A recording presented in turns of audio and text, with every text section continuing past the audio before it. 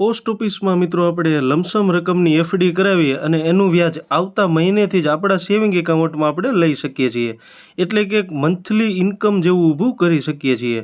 તો આ યોજનાનું નામ છે MIS એટલે કે મંથલી ઇન્કમ સ્કીમ। વિડીયો શરૂ કરવી પહેલાં હજી સુધી ચેનલને સબસ્ક્રાઇબ નથી કરી તો સબસ્ક્રાઇબ કરી લો અને વિડીયોને લાઇક કરવાનું ભૂલતા નહીં।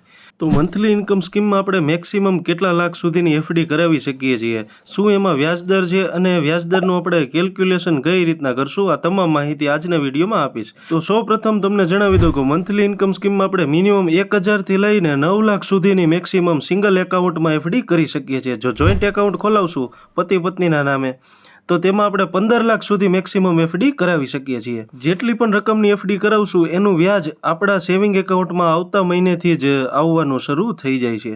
તો મિત્રો હાલમાં આનું વ્યાજદર વિશે વાત કરું તો હાલમાં 7.4% વાર્ષિક વ્યાજદર આપવામાં આવે છે।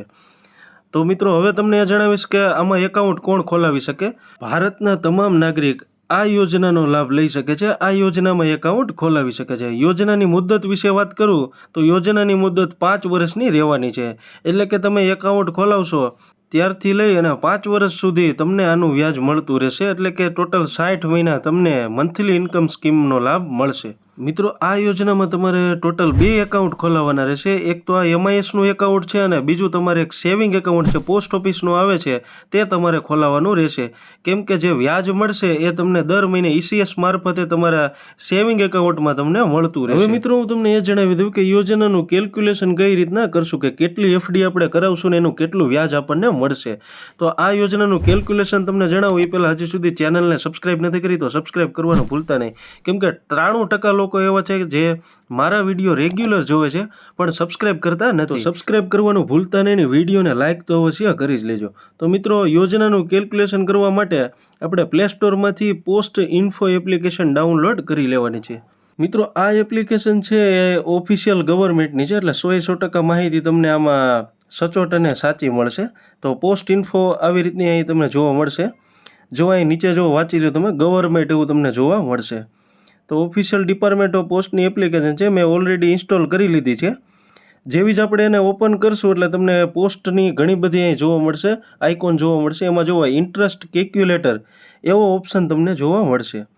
અહીં જો તમે ઉપર જોશો તો પોસ્ટ ઓફિસની તમામ યોજનાઓનું કેલ્ક્યુલેશન આપણે અહીં કરી શકીએ છીએ। સિનિયર સિટીઝન છે, ત્યારબાદ મહિલા બચત પત્ર છે, PPF છે। તો પોસ્ટ ઓફિસમાં જે MIS એટલે કે મંથલી ઇન્કમ સ્કીમનું અહીંથી આપણે કરી શકીએ છીએ કેલ્ક્યુલેશન। તો આપણે એફડી કરવાની રકમ અહીં એન્ટર કરવાની છે, દાખલા તરીકે 1 લાખની મારે એફડી કરવી છે, MISમાં મેકવા છે, તો આવતા મહિનેથી જ મારા સેવિંગ એકાઉન્ટમાં 1 લાખનું વ્યાજ 617 રૂપિયા જમા થવાનું ચાલુ થશે।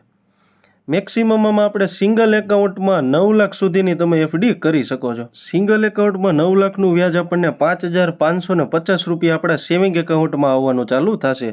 અને જોઈન્ટ એકાઉન્ટ આપણે ખોલાવીએ છીએ તો એમાં આપણે મેક્સિમમ 15 લાખ સુધીની એફડી તમે આમાં કરાવી શકો છો। જો મેક્સિમમ 15 લાખની એફડી કરાવશું તો દર મહિને 9250 રૂપિયા આપણા સેવિંગ એકાઉન્ટમાં આવવાનું ચાલુ થશે।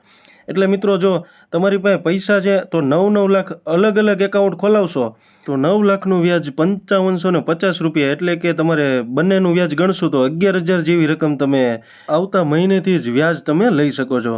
તો મિત્રો આ વિડીયો તમને કેવો લાગ્યો કોમેન્ટમાં જણાવો, હજી સુધી ચેનલને સબસ્ક્રાઇબ નથી કરી તો સબસ્ક્રાઇબ કરી લો। Thank you for watching.